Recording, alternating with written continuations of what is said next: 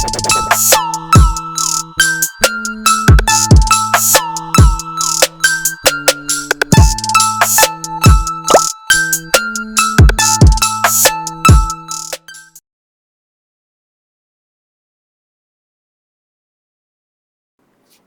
இது நம்ம வீட்டு திரை.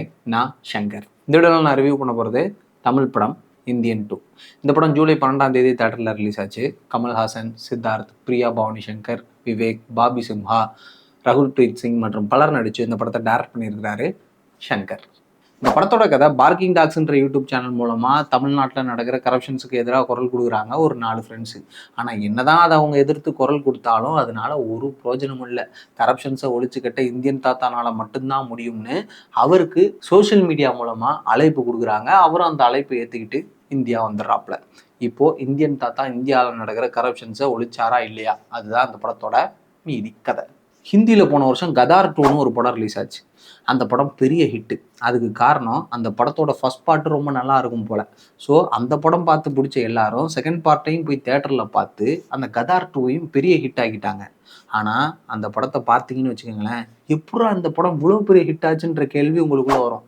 ஒருவேளை உங்களுக்கு ஒரு நார்த் இந்தியன் ஃப்ரெண்ட் இருந்து அவங்ககிட்ட அந்த கேள்வியை கேட்குறீங்கன்னு வச்சுக்கோங்களேன், அவங்ககிட்ட அப்போது பதில் இருந்திருக்காது.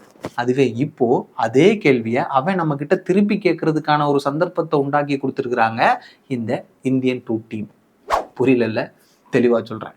ஒருவேளை இந்த இந்தியன் 2 படம் பெரிய ஹிட் ஆயிடுச்சுன்னு வச்சுக்கோங்களேன், அந்த கதார் 2 ஃபேன்ஸ் நம்மளை பார்த்து எப்படி அந்த இந்தியன் 2 படம் இவ்வளோ பெரிய ஹிட் ஆச்சுன்ற கேள்வியை கேட்பாங்க.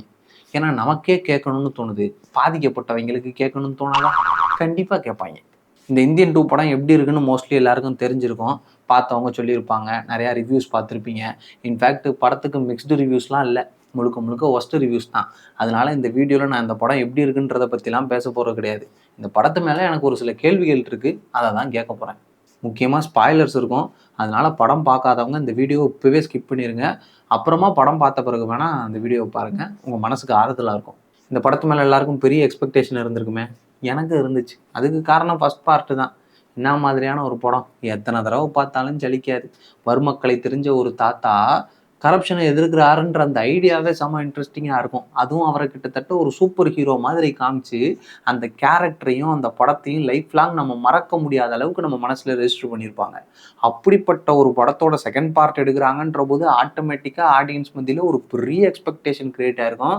ஆனால் அந்த எக்ஸ்பெக்டேஷனை இந்த படம் கொஞ்சம் கூட ஃபுல்ஃபில் பண்ணலை. ஃபர்ஸ்ட் ஆஃப் ஆல் இந்த படத்துக்கு எதுக்கு செகண்ட் பார்ட்டு? இன்ஃபேக்ட் ஃபர்ஸ்ட் பார்ட்லேயே ஒரு ப்ராப்பரான கன்க்ளூஷன் கிடச்சிருச்சு. கடைசியில் ஒரு ஹைப்பை க்ரியேட் பண்ணுறதுக்காக இந்தியன் தாத்தா அமெரிக்காவில் இருக்கிற மாதிரி காமிச்சு படத்தை முடிச்சிருந்தாங்க.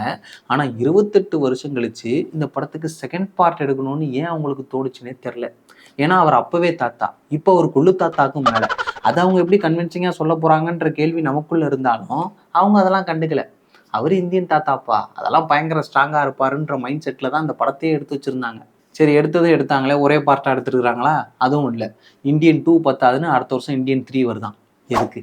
ஃபர்ஸ்ட் பார்ட்டில் தமிழ்நாட்டில் நடக்கிற கரப்ஷனு, அதை இந்தியன் தாத்தா தட்டி கேட்குறது, அவரோட ஃபேமிலி போர்ஷனு, அந்த ஃப்ரீடம் ஃபைட் போர்ஷன்ஸு, அப்பாவுக்கும் பையனுக்கும் இடையில நடக்கக்கூடிய அந்த பிரச்சனை, நாட்டுக்காக தான் பையனையே கொலை பண்ணுற தாத்தா, இது பத்தாதுன்னு லவ் சாங்கு, ஃபேமிலி சாங்கு, தனி காமெடி ட்ராக்னு இது எல்லாத்தையும் 3 மணி நேரம் பேக்கேஜில் செம்ம இன்ட்ரெஸ்டிங்காக கொடுக்க முடிஞ்சவங்கனால இந்த இந்தியன் 2வையும் இந்தியன் 3யும் ஒரே பார்ட்டாக கொடுக்க முடியாதான்னு? அதெல்லாம் தாராளமாக பண்ணலாம். ஆனால் அவங்க பிஸ்னஸ்க்கு ஃபஸ்ட்டு ப்ரிஃபரன்ஸ் கொடுத்து வாண்டடாக படத்தை 2 பார்ட்டுக்கு எடுத்து வச்சுருக்குறாங்க. இதில் வேறு படத்தில் கரப்ஷனுக்கு எதிராக குரல். இப்படி ஆடியன்ஸை ஏமாத்துறதெல்லாம் கரப்ஷனில் வராதான்னு நாங்கள் போய் சோஷியல் மீடியாவில் யாரை டேக் பண்ணி கூப்பிடுறது? ஆனால் அந்த ஒரு சில பொலிட்டீஷியன்ஸும் கவர்மெண்ட் அஃபீஷியல்ஸும் ஊழல் பண்ணுறாங்கன்றது நமக்கே தெரியும். இருந்தாலும் அதை சுட்டி காமிச்சு ஒரு படமாக எடுத்து அந்த படத்தில் மக்கள் சரியாக ஓட்டு போடுறது இல்லை. அப்படியே அவங்க போட்டாலும் இலவசம் கொடுக்குறவங்களுக்கு தான் ஓட்டு போடுறாங்க. சிஸ்டம் அவங்க கரெக்டாக ஃபாலோ பண்ணுறது இல்லைன்னு காசு கொடுத்து டிக்கெட் எடுத்து படம் பார்க்க போனால் நம்ம மேலே பழியை போட்டு அவங்க கல்லா கட்டிட்டு போயிடுறாங்க.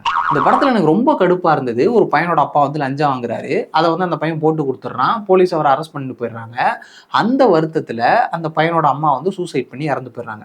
இப்போ அந்த அம்மாவோட சூசைடுக்கு யார் காரணம்? நியாயமாக பார்த்தா அவங்களோட புருஷன்தான். ஆனால் அந்த பையனோட சொந்தக்காரங்களும் ஒட்டுமொத்த மக்களும் அந்த பையனையும் அந்த பையனை அப்படி பண்ண சொன்ன இந்தியன் தாத்தாவும் தான் காரணம்னு அவங்க மேலே பழிய போட்டுறாங்க. கடைசியில் அந்த பையனை உங்களால தான் தாத்தா இதெல்லாம் நடந்துச்சு, கோபேக் இந்தியன் அப்படின்றாப்புல. அதெல்லாம் பார்க்கும்போது வெறுப்பாகுது. எப்பவுமே ஒரு விஷயத்துக்கு 2 பெர்ஸ்பெக்டிவ் இருக்கும். அவங்க சொல்ற மாதிரி அந்த பையன் மேல தான் தப்புன்னு ஒரு சில மக்கள் சொன்னாலும், இன்னொரு பக்கம் நியாயமா பேசுறவங்களும் இருப்பாங்கல்ல. ஏப்பா அந்த ஆள் லஞ்சம் வாங்கினால தான் அந்த அம்மா செத்து போச்சு. நீங்க இந்த பையன் மேல போய் பழிய போட்டுக்கிட்டு இருக்கீங்கன்னு சொல்றவங்களும் இருப்பாங்கல்ல. ஆனா இங்க ஒட்டுமொத்த மக்களும் அந்த லைஃப்க்கு அடாப்ட் ஆகி வாழணும்னு நினைக்கிற மாதிரி காமிச்சிருந்தது ரொம்ப தப்பா இருந்துச்சு. இதுல 3வது பார்ட் எதுக்கு தெரியுமா? கடைசியில எல்லாரும் இந்தியன் தாத்தாவை கோ பேக் இந்தியன்னு சொல்லிடுவாங்க. அவரு எங்க அப்பா எவ்வளவு கஷ்டப்பட்டு இந்த சுதந்திரத்தை வாங்கி கொடுத்தாரு தெரியுமா அப்படின்னு அவர் அப்பா, அதாவது நமக்கு வந்து அவர் கொள்ளு தாத்தா, அவரோட கதையை 3வது பார்ட்ல சொல்லி மக்களுக்கு சுதந்திரத்தோட இம்பார்ட்டன்ஸை உணர்த்த போறாரு. இதுக்கு எதுக்கு 2 பார்ட்? எடிட்டர்கிட்ட போய் தம்பி ஃபூட்டேஜ் அதிகமா எடுத்துட்டு வந்துட்டோம், ஒரு 3 மணி நேரம் ஃபூட்டேஜா கம்மி பண்ணி கொடு அப்படின்னு கேட்டிருந்தா அந்த ஆள் தாராளமா பண்ணி கொடுத்துருப்பாப்ல. நமக்கும் படம் பார்க்கறதுக்கு ஓகேவா இருந்தது. ஆரம்பத்தில் அந்த கரப்ஷன் போர்ஷன்ஸை எபிசோடாக காமிச்சு ஒரு பேஸை கிரியேட் பண்ணி இந்தியன் தாத்தா வரதுக்கான ஒரு ரீசனை கிரியேட் பண்ணியிருந்தாங்க. நமக்கும் அதை பார்க்கும்போது லைட்டாக கூஸ் பம்ப்ஸ் கிரியேட் ஆச்சு. ஆனால் இந்தியன் தாத்தா வந்த பிறகு எதுக்குறா அவர் வந்தார் அப்படின்ற ஒரு கேள்வியும் நமக்குள்ளே வரும். ஏன்னா படம் முழுக்க வளன்னு பேசிக்கிட்டே இருக்கிறாப்புல. இது பத்தாதுன்னு வர்மக்கலைன்ற பேரில் ஆம்பளைய பொம்பளையா மாத்துறது, மனுஷனை குதிரையா மாத்துறது, எச்சில்ல நோட்டீஸ் விடுறது, ஒருத்தரை பெர்மனன்ட் சிங்கராகவே மாத்திடுறதுன்னு படம் முழுக்க இப்படி பல வித்தைகளை காமிச்சிக்கிட்டே இருக்கிறாப்புல. இதுல பெரிய கொடுமை என்னன்னா, கடைசியில ஒரு சிபிஐ ஆஃபீஸரை வர்மாட்டியில லாக் பண்ணி அவரை காப்பாற்றணும்னா நீங்க வந்து என்ன ரிலீஸ் பண்ணணும்னு ஜட்ஜிக்கிட்டே டிமாண்ட் பண்ணி எஸ்கேப் ஆகி போயிடுறாப்புல. இதெல்லாம் பார்க்கும்போது எங்களை நீங்க இன்னும் பைத்தியக்காரனாவே நினைச்சிட்டு இருக்கிறீங்கன்ற டயலாக் தான் நம்ம ஞாபகத்துக்கு வருது.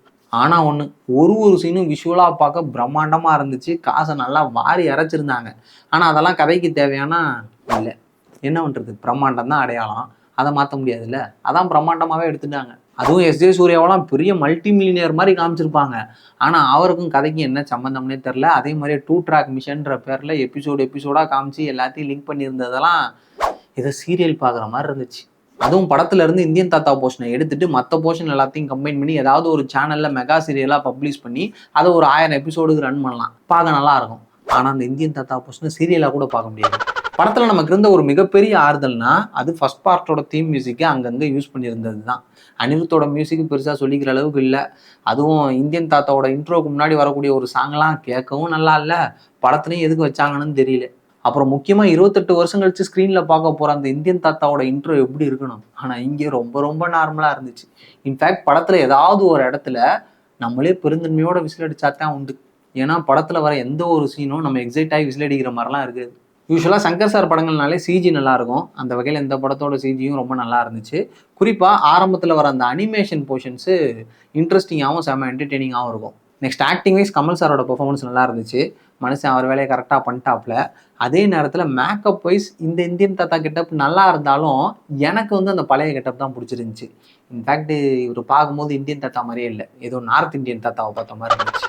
மொத்தத்தில் கம்பேக் இண்டியன்றாங்க, கடைசியில் கோ பேக் இண்டியன்றாங்க. எனக்கு இந்த படம் பார்க்கும்போது ஒன்றே தான் தோணுச்சு, why came back Indian. So என்னை பொறுத்தளவுக்கு குடும்பத்தோடு பார்க்கக்கூடிய ஒரு பிலோ ஆவரேஜான படம். பார்க்கணுன்னு விருப்பப்படுறவங்க தேட்டருக்கு போய் படத்தை பார்த்து என்ஜாய் பண்ணுங்க. வீடியோஸ் பிடிச்சா லைக் பண்ணுங்கள், ஷேர் பண்ணுங்கள், வெப்சைட் கமெண்ட் பாக்ஸ் பண்ணுங்கள். முக்கியமாக சப்ஸ்கிரைப் பண்ணி அப்படி பெல் ஐக்கனை தட்டினா போட வச்சு நோட்டிஃபிகேஷன் இருக்கும். தொடர்ந்து சப்போர்ட் பண்ணுங்கள். நானும் உங்களுக்கு நல்ல படங்களா வெப்சைட் சஜஸ்ட் பண்ண ரிவ்யூ பண்ணுவேன். நெக்ஸ்ட் வீடியோவில் பார்ப்போம். நன்றி.